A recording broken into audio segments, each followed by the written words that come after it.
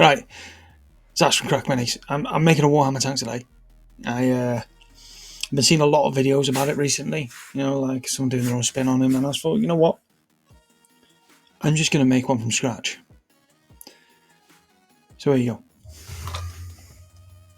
Alright, so I made the profile for the tracks on these floor tiles. It's basically like thick EVA foam, so I decided to have a go with that, see what it was like with super glue. So I cut those to the shape that I wanted the tracks to look like. Once that was done, I started gluing on some bits. I used a baby milk bottle lid with a base and then a charm glued onto it as a big bulky chunk that would block out some of it. And then the other gears and wheels that attached are from a Tamiya kit that I only had half of. I'm just glad it was the track half that I had. The goal with this was just to fill in as much of the space as I could and make sure I hid as much of that big white block of foam just to make life easier when it came to painting. Time for the actual tracks. I used EVA foam for these, so what I did was I cut a long strip, glued that over the top, made sure that I had enough sticking out that it covered up to the edges on the gears and wheels. I then cut out little squares in the same thickness and glued those on.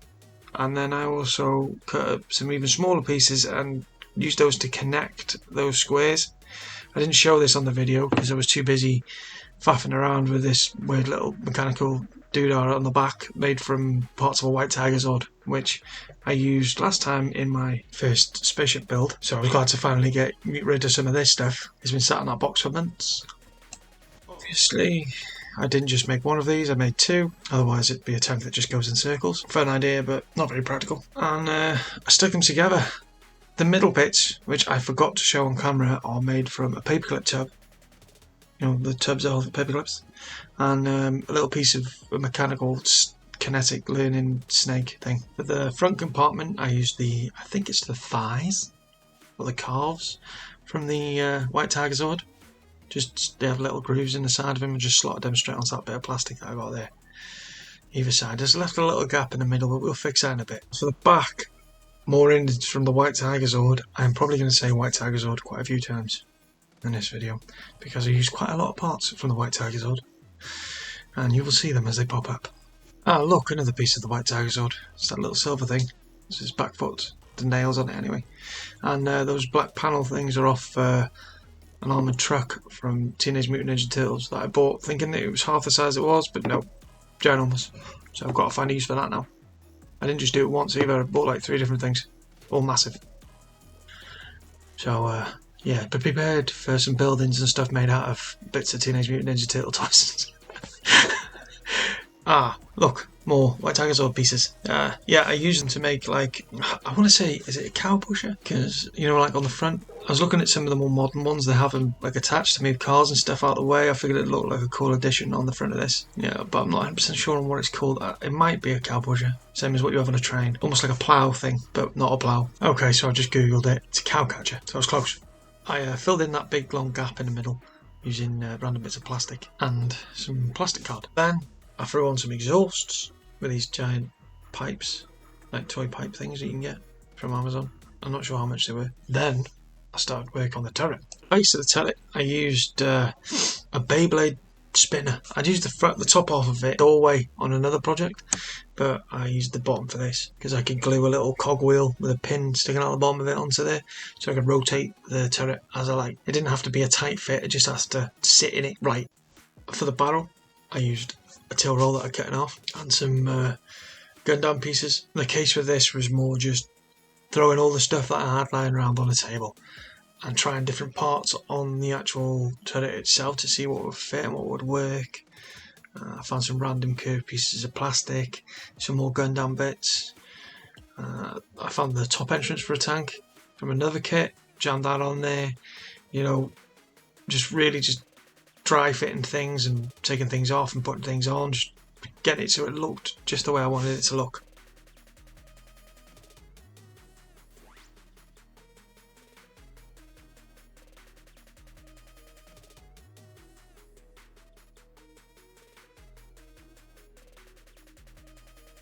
Almost called it done at this stage. I mean, it looked pretty good, but it just wasn't quite right, especially the turret part. So I asked my dad, this is, what do you think? He goes, well, normally at the top end on the turret itself, they've got like storage towards the back, so I added some more bulk onto there. I mean, he did help me at the beginning as well with the tracks because I was struggling with what shape I wanted to go, and his advice was they usually wedge them forward so that bullets bounce off him. I mean, like pure common sense, that's how it'd be designed.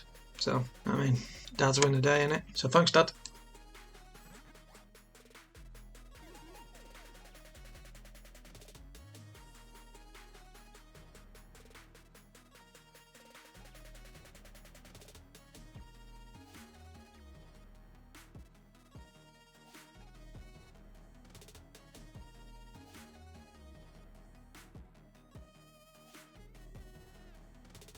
Then it came time for some rivets.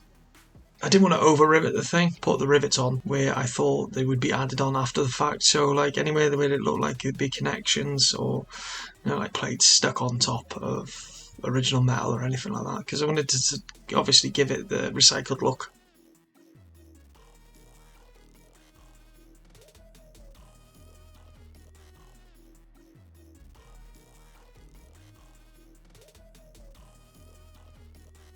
Okay, so that puts us at about round time for painting. I'm actually going to talk about the painting today because I feel like talking about painting.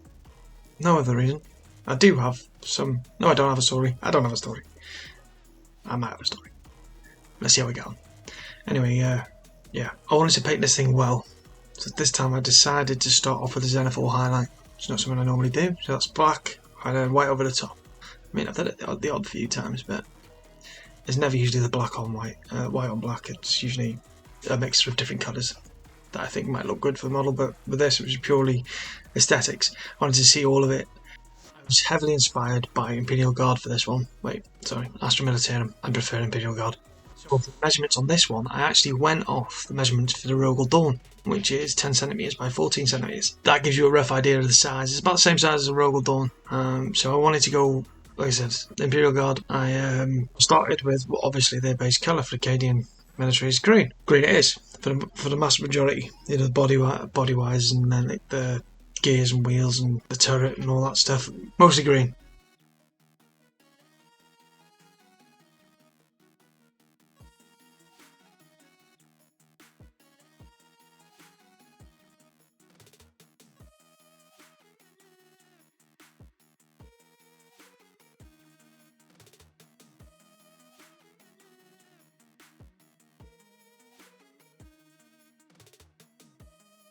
Dark olive colour, and I painted, like I said, the vast majority of the model in that colour.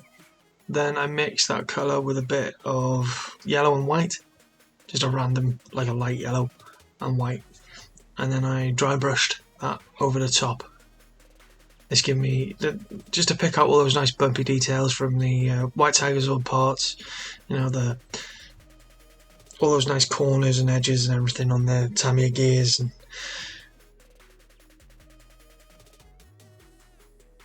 once the green was on, I moved on to the tracks, painted those silver to start with. I think I used a gunmetal from Citadel, or it might have been the gunmetal from Army Painter. It was one of the two. So I started with that, then I hit that with a nice rusty wash from Vallejo paint. And if you're enjoying this video, don't forget to leave a like and subscribe. So that mostly dried. I hit everything with this turret and body included with an oiled earth wash from Vallejo. I wanted to give everything that grimy, dirty feel before I start adding colour back in with the details.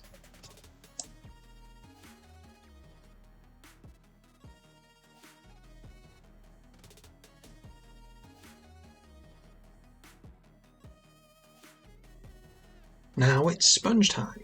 So what I do is I dip my sponge in some metal paint, metallic paint, dab that on the model, dip it in a dabbing, and then afterwards I come in with a slightly shinier silver and I paint in the middle bits, the gouges, because when you take a gouge out of steel it's shinier in the middle than it is around the edges. Then I take like a lighter colour from the original colour that I painted the model, and I put that around the edges of the actual silver markings. This gives the effect of slightly lifted paint. I've said it before and I'll say it again, I learned that from Dandos.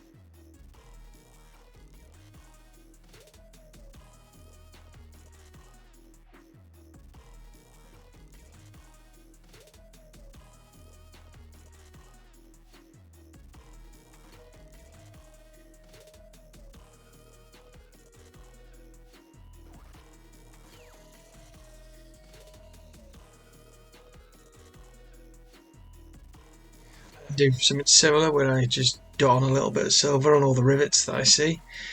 And now watching this, I've just realised that one of the rivets on the centrepiece for my track has shifted, and I am devastated. I will now never unsee it whenever I look at this model. So, yay. Oh well. It looks cool either way. Okay. Keep myself distracted from that for a moment, and I'll tell you a little story about what this thing is. And it's this tank, right? Well, in the previous episode, when I built a spaceship, I told you that it transports cargo from different outposts here, there, and everywhere. That's usually the most important stuff, the stuff that people can really spend money on moving, to keep it safe. Whereas people who don't have a lot of money and can't really afford to travel or to send things by spaceship, they travel by land. Now, the problem with travelling by land is there's lots of horrible stuff that wants to kill you. So they need protection. So normally there's a convoy. Ahead of this convoy, a little tank sits, and it keeps people safe as they travel through the outposts on the cheapest route they can take.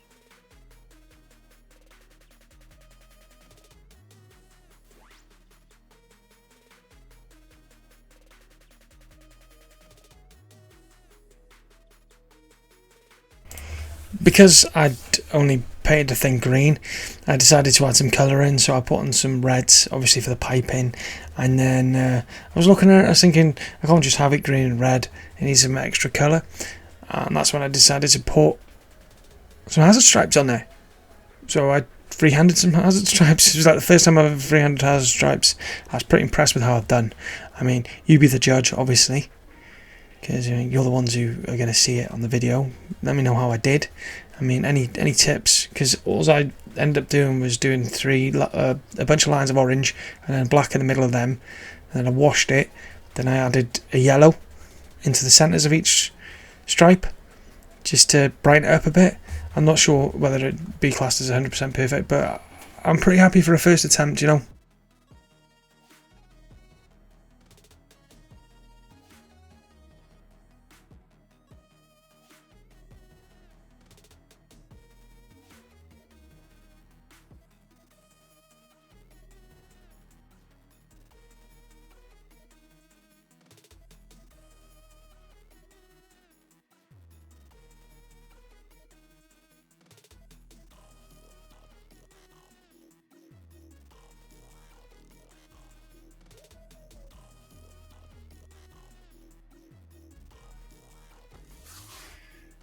Hiya. How you doing? So, sorry about the mess. In a bit of disarray, as per usual. We're organising things.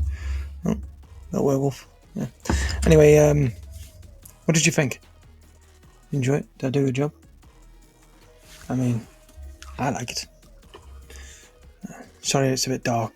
It's taken me all day to do the editing, so I normally film the intro when it's light out and then the outro when I'm done. But yeah, I've really enjoyed. It's a bit loose. It's fun to make. Not used to making stuff like this. Don't forget to like and subscribe. And thanks to everyone who has been subscribing and commenting and stuff like that. Love it, as per usual. You are amazing, so thank you for that. I've tacked on some bits after the spinny bit, so you can see the spinny bit and then you'll see some still images just because I want to show it off a bit extra. Hope you have a nice evening, day, morning, whatever, when you watch this. So thanks. Catch you next time.